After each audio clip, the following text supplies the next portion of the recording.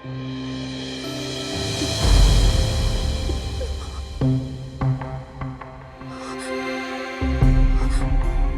با بچه من چی کار میکنی؟ چطور جرأت کردی به بچه من دست بزنی؟ فقط داشتم نوازشش میکردم. داری دروغ میگی. تو نوازشش کردی و منم دیدم. تو داشتی خفش میکردی که من رسیدم. الان نشونت میدم. شاهمیر بیا اینجا ببین آزرا چی کار میکنه. خفش میکردم. چی شده؟ شاهمیر ببین داره با بچم چی کار میکنه. داشت بچه‌مو خفه میکرد. باور کن وقتی من اومدم ولش کرد. وگرنه بچم خدا رو شکر که من رسیدم. وگرنه نمیدونم این زنی که عقده چه بلایی سر بچم میآورد.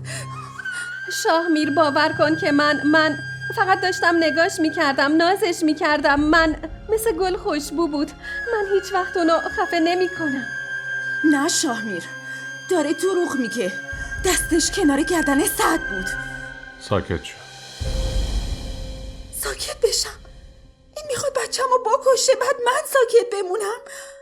آره ساکت بمون، چون من خوب میدونم که اون هر کاری هم بکنه ولی به تو یا سعد هیچ آسیبی نمیرسونه.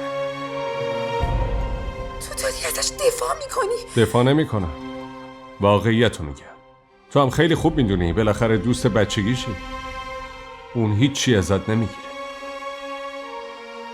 حتی چیزی رو که ازش گرفتی نمیخواد پس بگیره.